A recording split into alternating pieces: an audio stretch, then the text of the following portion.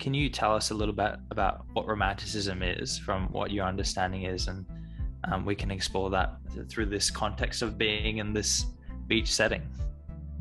Well, it's a very similar idea. So what it is, well, what it originally was a reaction against something. So the Enlightenment happened in the 1700s, and people were very much concerned with reason and logic and scientific understandings of the world. And so people gained a really broad understanding of scientifically what a wave was like, or what the beach was like in a scientific sense.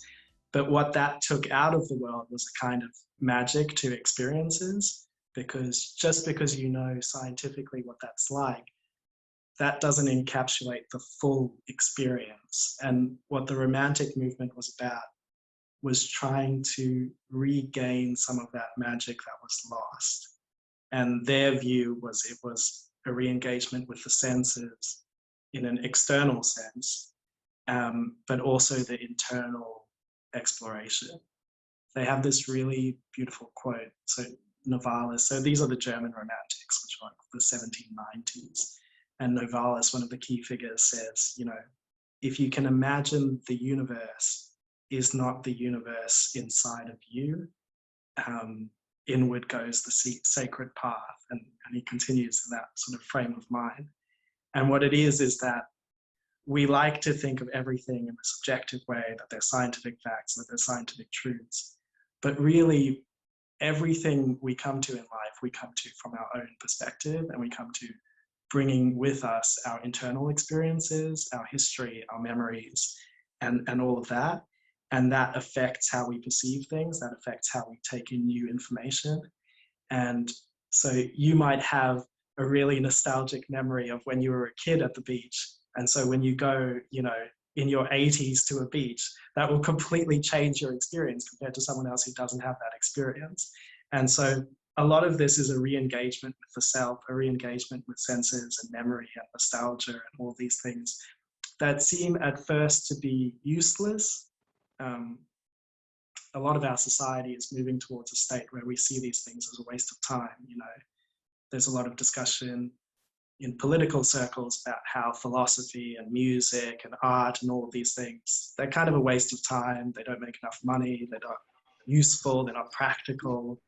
But I think that actually misunderstands the entire purpose of those fields, which is to re-engage us with the whole entirety of what it means to be a human being. Because being a human being is, on one hand, the practical things of staying alive, but on the other hand, it is your experiences, it is your memories, it is falling in love, it is all of these deeper things that happen in your life. And without those things, life loses all of its color. You can imagine a world where no one fell in love, where no one had any memories, where no one had nostalgia. And that is a very gray, dark world to live in by comparison. And so what the Romantics were saying is that we actually need to restore the magic to the world. We need to create art and music and all these things to capture these experiences in a way that we can't capture in a scientific article, in a way that we can't capture in a journalistic article, because those things don't go far enough. They don't capture the whole experience. They capture part of it.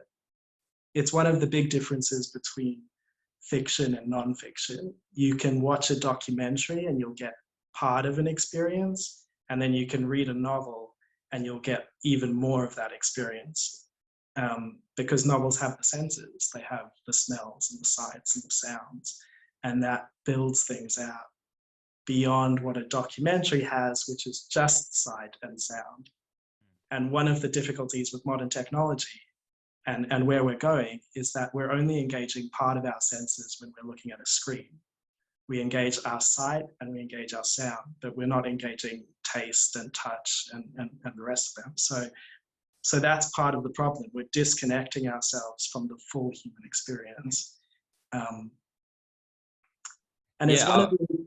I was just going to jump in and say, it reminds me very much of this book by a Spanish philosopher, I believe, and it's a book called La utilidad de lo inútil, which means like the utility of what is not useful, something like that.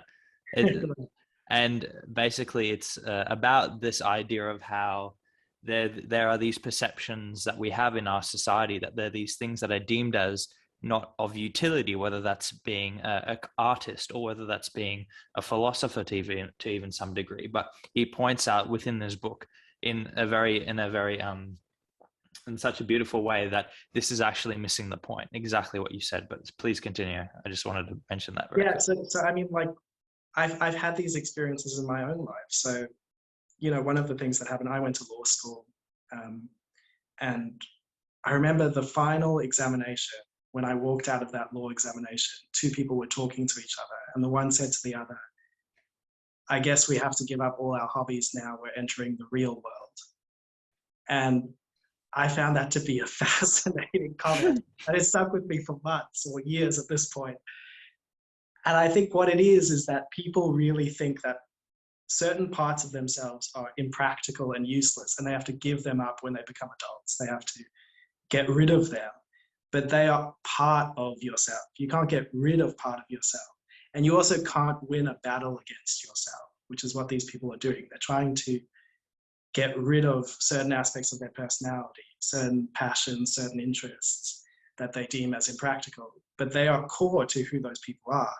And so what tends to happen over time is that people get very disconnected from themselves, and then they get mental illnesses. And then, you know, you see all the problems of the bored office worker is the classic trope that they've worked in the same job for 20 years. They hate their life. And a lot of the reason that they hate their life is because they're disconnected from all of the things that make them who they are, which is profoundly damaging. And it's something encouraged by our society, that you give up certain things at a certain age. You give up art, you give up music, you give up creativity, because those things will never make you money and they're a waste of time.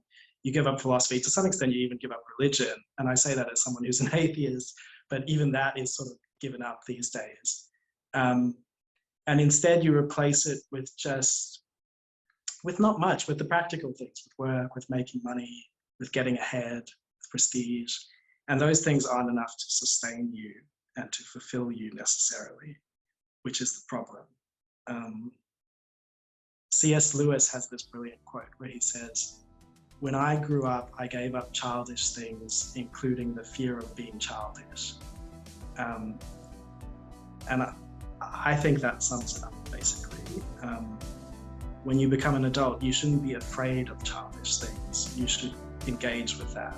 You shouldn't, because it's childish to be afraid of looking young or looking, you know, that's what we do when we're 5. We're like, I don't want to look young. I want to be the adult in the room. I want to be, you know, and to still think like that when you're 18 or 20 or 30, like there's something problematic with still keeping that line of thinking, you know, when you're an adult. You shouldn't have to try and defend yourself in that way.